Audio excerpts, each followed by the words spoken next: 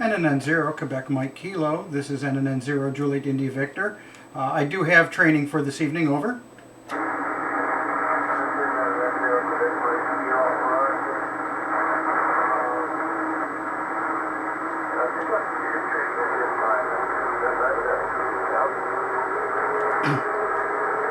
For Charlie 3 Bravo, this is NNN0 Juliet India Victor. Today's training will continue to help us prepare for the exercise coming up this Saturday. The last two training sessions we have looked in depth at Echo India reports. This evening we will have training concerning things to have on hand for an exercise, and then also the use of alternate frequencies. To begin with, I have a list of 7 items that it is good to have on hand prior to an exercise. Item figure 1 is the NTP8 Delta. It's good to have both a hard copy and a PDF. I spell Papa Delta Foxtrot PDF version of the NTP8 Delta. This is a best practice to have the hard copy. It's good to have it on hand just in case of a power outage or a computer crash. Should it be necessary to operate via battery or generator, a station would want to conserve those precious watt hours for radio operation and not consume them with computer use. In particular, it's good to have the NTP8 Delta open to section delta concerning with emergency frequencies and their allocation. However, it's also nice to have the PDF version when possible, as it can be searched easily. Let's say that an unfamiliar term or signal is used. Simply type the term or signal into the search bar and then press enter.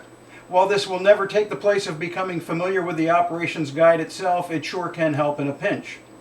Item figure 2, have on hand the Florida ECOM plan.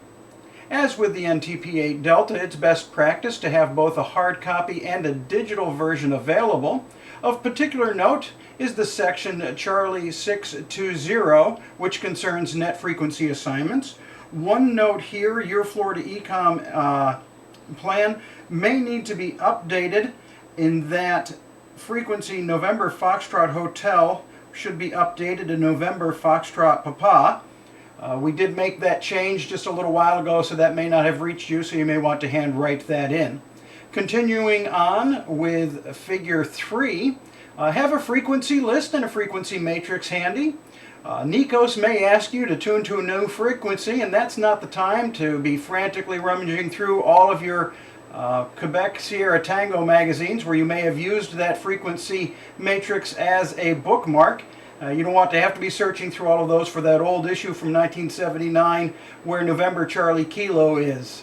Of course, the ace up the sleeve would be to have all the frequencies programmed into the memory of your radio, but still have the list in handy, or correction, list and matrix handy in your hard copy.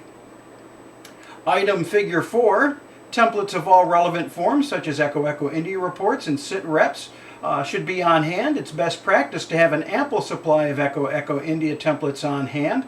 I suggest you make a guesstimate of how many you think you'll need and then double that number, print them out, and have them ready beforehand. Much of the Echo India report is consistent from one message to the other, such as at ease.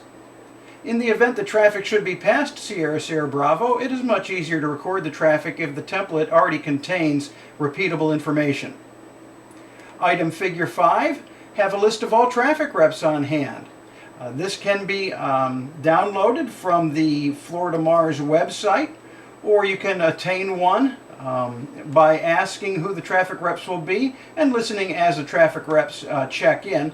This, of course, will be a fluid document. It may change as things go on. A list of state traffic reps acquired from the website may then need to be altered so that each station that checks in might need to act as a traffic rep should something happen like a power outage or equipment problems with an acting traffic rep.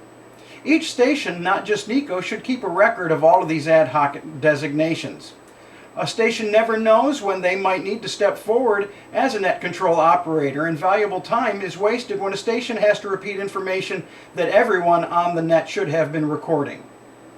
Item figure 6, Have several copies of a log sheet on hand and log along with NECOS just as if you were NECOS. Actually, this is a best practice for every station on every net, and particularly a best practice when conducting an exercise. As stated above, value time would be wasted should a full roster need to be read over the airwaves.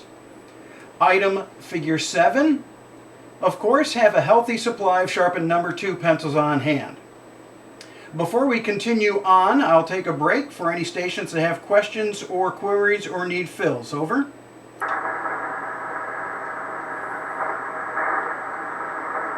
This is NNN0, Juliet Indy Victor, no stations heard. As we begin the next section regarding alternate frequencies, I'd like to share a personal word regarding exercises. An exercise is simply practice for an actual event. There's a common adage that I'm certain everyone has heard in the past: practice makes perfect. This adage is absolutely false. Practice does not make perfect. Practice makes permanent. If we practice something inaccurately, we will perform it inaccurately. The more beneficial axiom is perfect practice makes perfect. An exercise is a chance to practice perfectly. Unfortunately, we would be poor stewards of our commitment to Mars operators if we don't take advantage of an exercise or any other occasion to pursue excellence. Which brings us to using alternate frequencies. In the course of an actual event or exercise, the amount of traffic listed may exist the capability of the circuit. Should the circuit become overwhelmed with traffic, particularly with Sierra Charlie Delta traffic, it becomes difficult for incoming stations to list higher priority traffic. For example, should a string of priority messages be in the process of Charlie Whiskey or Sierra Bravo transmission, a station bringing immediate traffic to the net would simply break with immediate, while transmitting either Sierra Bravo or Charlie Whiskey. They could be quickly recognized, provided preference in passing that traffic. However, should Sierra Charlie Delta traffic be in process, the incoming station with immediate traffic would need to wait an inordinate period of time for that practice or that traffic to be completed. Of course, it is never appropriate to break immediate traffic while it is being passed. In this and many other cases, it is advisable for net control stations to utilize an alternate frequency, thus maintaining the primary frequency for check-ins and immediate traffic while assuring that all other traffic is passed in a timely manner. One manner of using the alternate frequency would be for net control to instruct alternate net control to tune to the alternate frequency and essentially conduct a concurrent net. Stations listing traffic would be instructed to tune to the alternate frequency, check in with alternate NECOS, who would then instruct the stations in how to pass the traffic. Once the traffic had been successfully passed, the stations would be instructed by alternate NECOS to return to the primary frequency. At this point, a very important point should be made. No Navy Marine Corps Mars station should ever check into a net without a net call being made. In addition, no station should ever transmit without a net call or without specific instruction or request from net control.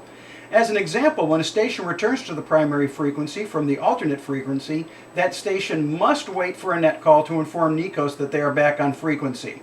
It is never appropriate for the station to tune back to the frequency and immediately announce, "This is NNN0 station returning." Another scenario for using an alternate frequency would be for NECOS to instruct 2 or more stations to tune to the alternate frequency. This might go something like, NNN0 Station 1, NNN0 Station 2, this is NNN0 NECOS. Tune to November Charlie Kilo and NNN0 Station 1, establish communication with NNN0 Station 2 and pass your traffic. Once your traffic has been passed, return to this frequency. Over. The stations would respond in that order, calling, this is NNN0 Station 1, Wilco, out. This is NNN0 Station 2, Wilco, out. At this point, the stations would tune to the alternate frequency, and Station 1 would call Station 2. Even if Station 2 tunes to the alternate frequency first, NECOS has instructed Station 1, not Station 2, to establish communication. Should Station 2 attempt to establish communication first, it's very possible that the 2 stations would double, thus confusing and delaying the traffic. An example might go like this. NNN0 Station 2, this is NNN0 Station 1, over. NNN0 Station 1, this is NNN0 Station 2, over. This is NNN0 Station 1, radio check, over. This is NNN0 Station 2, loud and clear, over. This is NNN0 Station 1, one immediate for your station MT63, over, and they would continue in passing the traffic. Once a receipt has been acknowledged, both stations would return to the primary frequency and wait for a net call to check in. One final word regarding returning to the primary frequency. In many cases, the primary frequency and the alternate frequency will be relatively close in wavelength. This only makes sense due to propagation. Thus, a need to tune the antenna system is remote. Every effort should be made to avoid retuning during a Mars net. Should tuning be necessary, stations should utilize a dummy load or reduce power or use Charlie Whiskey. It's just poor operation, both as Mars and amateur operators, to tune on a frequency that is in use. In closing, best practices dictate preparation and practice. Prepare for and through an exercise. Practice for and during an exercise. As with the previous training, this session will be available on YouTube. I plan sometime tomorrow evening. You may find that on YouTube by searching on my amateur call sign. I spell Whiskey 1 Whiskey Charlie November. Are there any stations that require fills or have queries on the training? Over. This is NNN0 Juliet India Victor. No stations heard. Out.